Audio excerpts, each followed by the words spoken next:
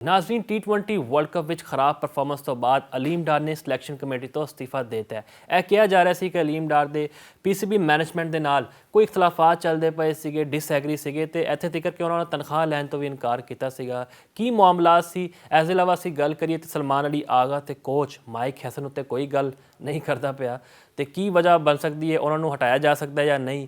ਤੇ ਸ਼ਾਦਾਬ ਖਾਨ ਦਾ ਨਾਮ ਆ ਰਿਹਾ ਹੈ ਕਿ ਉਹਨਾਂ ਨੂੰ ਕਪਤਾਨੀ ਸੌਂਪੀ ਜਾ ਸਕਦੀ ਹੈ ਤੇ ਉਹਨਾਂ ਦਾ ਅਸੀਂ ਪਾਸਟ ਰੈਕਡ ਬਾਰੇ ਗੱਲ ਕਰੀਏ ਤਾਂ ਅਫਗਾਨਿਸਤਾਨ ਦੇ ਖਿਲਾਫ ਉਹਨਾਂ ਨੂੰ ਇਹ ਕਪਤਾਨੀ ਸੌਂਪੀ ਗਈ ਸੀ, ਲੇਕਿਨ ਵਨ ਸਾਈਡਡ ਸੀਰੀਜ਼ ਹੋਈ ਤੇ ਪਾਕਿਸਤਾਨ ਨੂੰ ਸ਼ਿਕਸਤ ਦਾ ਸਾਹਮਣਾ ਕਰਨਾ ਪਿਆ। ਇਹਦੇ ਉੱਤੇ ਅਸੀਂ ਗੱਲ ਕਰਾਂਗੇ। ਸਾਡੇ ਨਾਲ ਮੌਜੂਦ ਨੇ ਮੀਆਂ ਅਸਗਰ ਸਲੀਮੀ ਸਾਹਿਬ।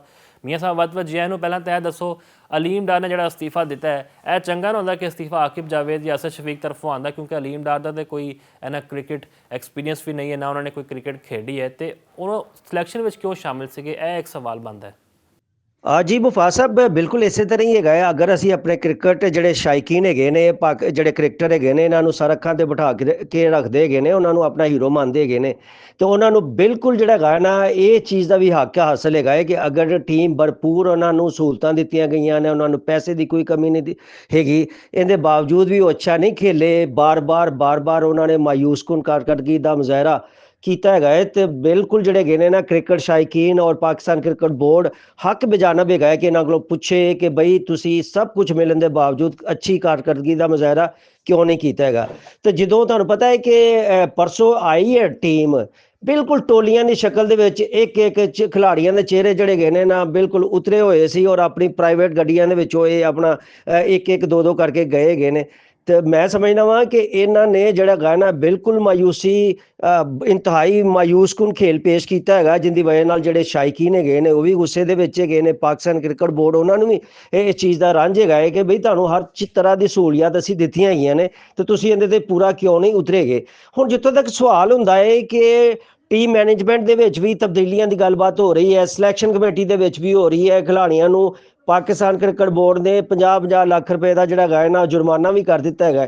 ਲੇਕਿਨ ਮੈਂ ਤੁਹਾਨੂੰ ਮੁਫਾ ਸਾਹਿਬ ਦੱਸਾਂ ਕਿ ਜਿਹੜਾ 50 ਲੱਖ ਦਾ ਜੁਰਮਾਨਾ ਹੈਗਾ ਨਾ ਬਿਲਕੁਲ ਹੀ ਮਾਮੂਲੀ ਹੈਗਾ। ਖਿਡਾਰੀਆਂ ਦੇ ਵਾਸਤੇ ਕੀ ਹੈਗਾ ਕਿ ਜਿਹੜੇ PSL ਦੇ ਵਿੱਚ ਸਾਇਮ ਅਯੂਬ ਜੈਸਾ ਖਿਡਾਰੀ ਜਿਹੜਾ 12.5 ਕਰੋੜ ਰੁਪਏ ਦੇ ਵਿੱਚ ਵਿਕਦਾ ਹੈਗਾ, ਠੀਕ ਹੈ, ਤਕਰੀਬਨ ਕੋਈ 1.5 ਮਹੀਨੇ ਦਾ ਇਵੈਂਟ ਹੈਗਾ, 1.5 ਮਹੀਨੇ ਦੇ ਵਿੱਚ ਉਹਨੇ 12.5 ਕਰੋੜ ਰੁਪਇਆ ਕਮਾ ਲੈਣਾ ਹੈਗਾ ਹੈ ਔਰ ਉਹਦੇ ਬਾਅਦ ਜਿਹੜੇ ਅਗਰ ਕੋਈ ਅੱਛੀ ਕਾਰਕਰਦਗੀ ਦਿਖਾਉਂਦਾ ਹੈਗਾ, ਜਿਹੜੇ ਇਨਾਮਾਤ ਨੇ, ਮੈਨ ਆਫ ਦੀ ਮੈਚ ਨੇ, ਦੂਸਰੀ ਚੀਜ਼ਾਂ ਹੈਗੀਆਂ ਨੇ, ਉਹ ਤੇ ਬਾਅਦ ਦੀਆਂ ਚੀਜ਼ਾਂ ਹੈਗੀਆਂ ਨੇ ਨਾ। ਤੇ ਤੁਸੀਂ 50 ਲੱਖ ਰੁਪਈਆ ਜਿਹੜਾ ਹੈਗਾ ਨਾ ਉਹਨਾਂ ਨੂੰ ਆਪਣਾ ਜੁਰਮਾਨਾ ਕਰ ਰਹੇ ਹੈਗੇ ਨੇ। ਇੱਥੇ ਇੱਕ ਹੋਰ ਸਵਾਲ ਪੈਦਾ ਹੁੰਦਾ ਹੈ ਕਿ ਉਹ ਖਿਡਾਰੀ ਜਿਹੜੇ ਟੀਮ ਦੇ ਵਿੱਚ ਨਵੇਂ ਆਏ ਨੇ ਔਰ ਉਹਨਾਂ ਨੇ ਪਰਫਾਰਮੈਂਸ ਦਾ ਮੁਜ਼ਾਹਰਾ ਵੀ ਕੀਤਾ ਹੈਗਾ ਹੈ, ਮਿਸਾਲ ਦੇ ਤੌਰ ਤੇ ਸਾਹਿਬਜ਼ਾਦਾ ਫਰਹਾਨ ਹੈਗਾ, ਹਾਲੀ ਤੱਕ ਵੀ ਵਰਲਡ ਕੱਪ ਦੇ ਵਿੱਚ ਉਹਦਾ ਸਭ ਤੋਂ ਜ਼ਿਆਦਾ ਉਹਨੇ ਸਕੋਰ ਕੀਤਾ ਹੈਗਾ, ਉਹਨੂੰ ਵੀ ਤੁਸੀਂ ਜਿਹੜਾ ਹੈਗਾ ਨਾ ਅਗਰ 50 ਲੱਖ ਰੁਪਇਆ ਜੁਰਮਾਨਾ ਕਰਦੇ ਜੇ। ਉਸਮਾਨ ਤਾਰਿਕ ਨੇ ਵੀ ਅਗਰ ਬਹੁਤ ਅੱਛੀ ਬੋਲਿੰਗ ਨਹੀਂ ਕੀਤੀ ਤੇ ਬਹੁਤ ਬੁਰੀ ਵੀ ਨਹੀਂ ਕੀਤੀ, ਉਹ ਠੀਕ ਰਿਹਾ ਹੈਗਾ ਔਰ ਹਰੀਫ ਟੀਮਾਂ ਵਾਸਤੇ ਇੱਕ ਜਿਹੜੀ ਹੈ ਨਾ ਬਿਲਕੁਲ ਦਹਿਸ਼ਤ ਦੀ ਅਲਾਮਤ ਵੀ ਬਣਿਆ ਰਿਹਾ ਹੈਗਾ, ਤੁਸੀਂ ਉਹਨਾਂ ਨੂੰ ਵੀ 50 ਲੱਖ ਰੁਪਇਆ ਕਰ ਰਹੇ ਜੇ। ਔਰ ਬਾਬਰ ਆਜ਼ਮ ਹੈ, ਨਵਾਜ਼ ਹੈ, ਸ਼ਾਦਾਬ ਹੈ, ਸ਼ਹੀਨ ਅਫਰੀਦੀ ਹੈ, ਜਿਨ੍ਹਾਂ ਦਾ ਖੇਲ ਕੋਈ ਹੈ ਨਹੀਂ, ਜਿਨ੍ਹਾਂ ਦੀ ਕਾਰਕਰਦਗੀ ਕੋਈ ਨਹੀਂ ਹੈਗੀ, ਤੁਸੀਂ ਉਹਨਾਂ ਨੂੰ ਵੀ ਕਰ ਰਹੇ ਹੈਗੇ ਨੇ।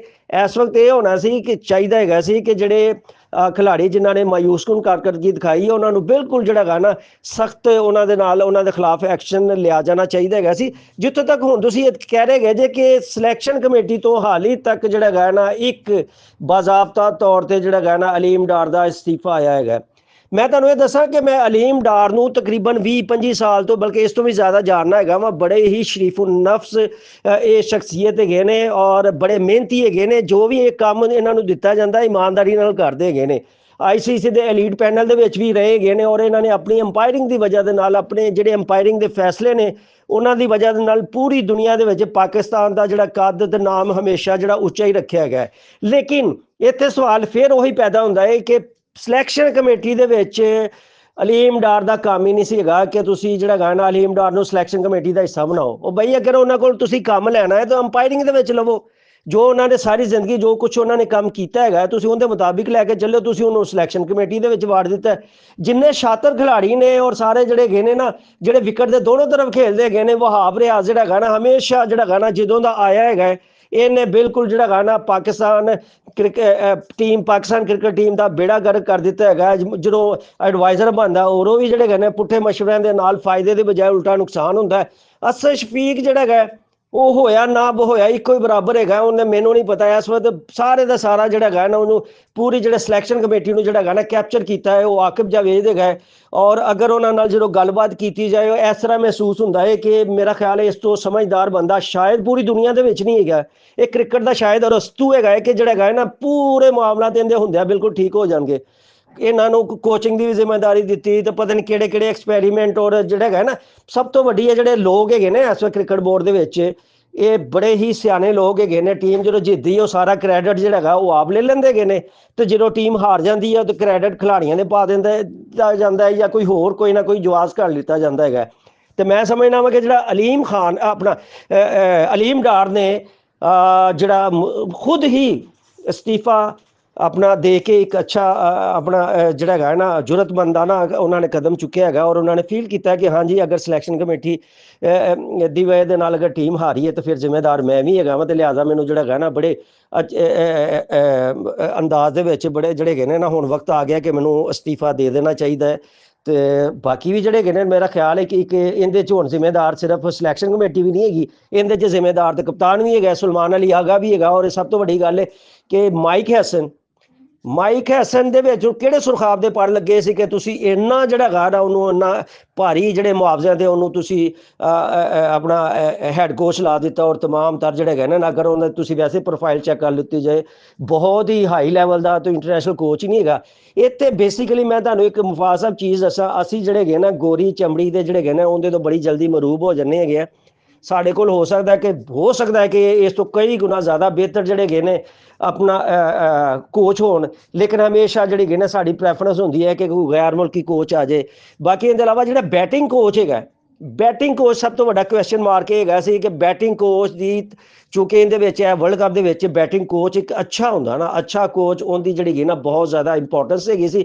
ਬੈਟਿੰਗ ਕੋਚ ਤੁਹਾਡਾ ਨਜ਼ਰ ਹੀ ਨਹੀਂ ਆਇਆ ਹੈਗਾ ਕਿ ਉਹਨੇ ਖਿਲਾੜੀਆਂ ਨੂੰ ਕੀ ਦੱਸਿਆ ਹੈਗਾ, ਉਹਦੀ ਆਪਣੀ ਕੀ ਪਰਫਾਰਮੈਂਸ ਹੈਗੀ ਸੀ ਕਿ ਜਿਹੜੇ ਹੈਗੇ ਨੇ ਨਾ ਕਿ ਉਹਨਾਂ ਨੇ ਜਿਹੜੇ ਪਾਕਿਸਤਾਨ ਟੀਮ ਦੇ ਜਿਹੜੇ ਬੈਟਰ ਨੇ ਉਹਨੂੰ ਬੈਟਿੰਗ ਦੇ ਜਿਹੜੇ ਟਿਪਸ ਦੱਸਣੇ ਸੀ। ਬੇਸਿਕਲੀ ਬੈਟਿੰਗ ਕੋਚ ਦੀ ਜਿਹੜੀ ਤਕਰਰੀ ਹੈਗੀ ਸੀ ਉਹ ਵੀ ਮੇਰਾ ਖਿਆਲ ਹੈ ਕਿ ਉਹ ਮੈਰਿਟ ਦੇ ਖਿਲਾਫ ਹੈਗੀ ਸੀ। ਉਹ ਬੈਟਿੰਗ ਕੋਚ ਕੋਈ ਹੋਰ ਲਾਣਾ ਚਾਹੀਦਾ ਸੀ। ਇਹਦੇ ਇਲਾਵਾ ਜਿਹੜਾ ਹੈਗਾ ਮੈਂ ਤੁਹਾਨੂੰ ਇੱਕ ਹੋਰ ਚੀਜ਼ ਦੱਸ ਦਿਆਂ ਕਿ ਚੂੰਕਿ ਸਾਰਿਆਂ ਨੂੰ ਪਤਾ ਸੀ ਕਿ ਜਿਹੜੀ ਬਰਸਗੀਰ ਦੀਆਂ ਪਿੱਛਾਂ ਹੈਗੀਆਂ ਨੇ ਸਪੈਸ਼ਲੀ ਜਿਹੜਾ ਇੰਡੀਆ ਔਰ ਸ੍ਰੀਲੰਕਾ ਜਿਹੜੇ ਹੈਗੀਆਂ ਨੇ ਇਹ ਸਪਿਨਰ ਨੂੰ ਸਪੋਰਟ ਕਰਦੀਆਂ ਨੇ। ਔਰ ਅਸੀਂ ਸਪਿਨਰ ਵਾਸਤੇ ਜਿਹੜੇ ਹੈਗੇ ਨੇ ਅਸੀਂ ਤਮਾਮ ਤਰ ਮਾਮਲਾਤ ਅਸੀਂ ਦੇਖ ਰਹੇ ਹੈਗੇ ਸੀ, ਲੇਕਿਨ ਅਸੀਂ ਸਪਿਨ ਬੋਲਿੰਗ ਕੋਚ ਨਹੀਂ ਲਾਇਆ ਹੈਗਾ। ਕਿੱਡੀ ਵੱਡੀ ਜਿਹੜੀ ਹੈਗੀ ਹੈ ਨਾ ਕਿ ਅਸੀਂ ਟੀਮ ਦੇ ਵਿੱਚ 4-4 5-5 6-6 ਸਪਿਨਰ ਖਿਲਾ ਰਹੇ ਹੈਗੇ ਆ ਤੇ ਸਪਿਨ ਬੋਲਿੰਗ ਕੋਚ ਹੀ ਨਹੀਂ ਹੈਗਾ। ਇਹ ਵੀ ਇੱਕ ਬਹੁਤ ਵੱਡਾ ਕੁਐਸਚਨ ਮਾਰਕ ਹੈਗਾ। ਇੱਥੇ ਵੀ ਜਿਹੜੇ ਹੈਗੇ ਨੇ ਨਾ ਸੋਚਣਾ ਚਾਹੀਦਾ ਹੈਗਾ ਸੀ ਕਿ ਇੱਥੇ ਸਾਨੂੰ ਹੋਣਾ ਚਾਹੀਦਾ ਸੀ। ਔਰ ਇਹਦੇ ਬਾਅਦ ਅਸੀਂ ਬਹੁਤ ਜ਼ਿਆਦਾ ਜਿਹੜੇ ਆਲਰਾਊਂਡਰ ਜਿਹੜੇ ਹੈਗੇ ਨੇ ਉਹਨਾਂ ਤੇ ਰਿਲਾਈ ਕਰਦੇ ਰਹੇ। ਉਹਦੇ ਵਾਸਤੇ ਵੀ ਸਾਡੇ ਕੋਲ ਕੋਈ ਅੱਛਾ ਸਪੈਸ਼ਲਾਈਜ਼ ਜਿਹੜਾ ਹੈਗਾ ਨਾ ਆਲਰਾਊਂਡਰ ਕੋਚ ਨਹੀਂ ਸੀ ਹੈਗਾ ਜਾਂ ਹਾਰਡ ਹਿੱਟਰ ਕੋਚ ਨਹੀਂ ਸੀ ਹੈਗਾ ਜਿਹੜਾ ਪਲੇਅਰਾਂ ਨੂੰ ਦੱਸ ਦਿੱਤਾ ਕਿ ਬਈ ਹਾਂ ਤੁਸੀਂ ਜਿਹੜਾ ਹੈਗਾ ਨਾ ਆਪਣਾ ਸਟ੍ਰਾਈਕ ਰੇਟ ਕਿਵੇਂ ਜ਼ਿਆਦਾ ਵਧਾਉਣਾ ਹੈ, ਤੇਜ਼ ਕਿਵੇਂ ਖੇਲਣਾ ਹੈਗਾ। ਔਰ ਸਾਰੇ ਦੇ ਸਾਰਾ ਮੇਰਾ ਖਿਆਲ ਹੈ ਕਿ ਇਹਦੇ ਵਿੱਚ ਕਾਫੀ ਗਲਤੀਆਂ ਵੀ ਸਾਡੇ ਕੋਲ ਹੋਈਆਂ ਨੇ ਜਿੰਦੀ ਵਜ੍ਹਾ ਨਾਲ ਸਾਨੂੰ ਤਾਂ ਕੁਦਰਤ ਦੇ ਕਾਫੀ ਮੌਕੇ ਵੀ ਦਿੱਤੇ ਕਿ ਤੁਸੀਂ ਬਾਹਰ ਨਾ ਹੋਵੋ। ਲੇਕਿਨ ਮੇਰਾ ਖਿਆਲ ਹੈ ਕਿ ਅਸੀਂ ਖੁਦ ਹੀ ਸੈਮੀਫਾਈਨਲ ਤੱਕ ਨਹੀਂ ਸੀ ਜਾਣਾ ਚਾਹੁੰਦੇ ਕਿ ਅਸੀਂ ਐਫਰਟ ਹੀ ਨਹੀਂ ਕੀਤੀ ਕਿਉਂਕਿ ਅਸੀਂ ਅੱਗੇ ਵਧਣ ਦੀ ਅਸੀਂ ਸੈਮੀਫਾਈਨਲ ਤੱਕ ਜਾਣ ਦੀ ਐਫਰਟ ਹੀ ਨਹੀਂ ਕੀਤੀ। ਸਾਡਾ ਜਿਹੜਾ ਪਹਿਲੇ ਮਰਹਲੇ ਦੇ ਵਿੱਚ ਵੀ ਬਹੁਤ ਗਰੁੱਪ ਜਿਹੜਾ ਹੈਗਾ ਨਾ ਬਹੁਤ ਮੁਸ਼ਕਲ ਨਹੀਂ ਸੀ ਹੈਗਾ। ਔਰ ਉਹਦੇ ਬਾਅਦ ਜਿਹੜਾ ਹੈਗਾ ਨਾ ਸੁਪਰ 8 ਦੇ ਵਿੱਚ ਵੀ ਸਾਨੂੰ ਕੋਈ ਬਹੁਤ ਵੱਡੀਆਂ ਟੀਮਾਂ ਨਹੀਂ ਸੀ ਮਿਲੀਆਂ ਹੈਗੀਆਂ, ਮੁਨਾਸਬ ਟੀਮਾਂ ਹੈਗੀਆਂ ਸੀ। ਥੋੜੀ ਜਿਹੀ ਐਫਰਟ ਕੀਤੀ ਜਾਂਦੀ ਅਸੀਂ ਅੱਗੇ ਜਾ ਸਕਦੇ ਹੈਗੇ ਸੀ। ਤੇ ਹੁਣ ਮੇਰਾ ਖਿਆਲ ਹੈ ਕਿ ਜਿੱਥੋਂ ਤੱਕ ਅੱਗੇ ਫਿਰ ਇੱਕ ਸਵਾਲ ਪੈਦਾ ਹੋ ਰਿਹਾ ਹੈ ਕਿ ਹੁਣ ਚੇਂਜਸ ਕਿਹੜੀਆਂ ਹੋਣਗੀਆਂ।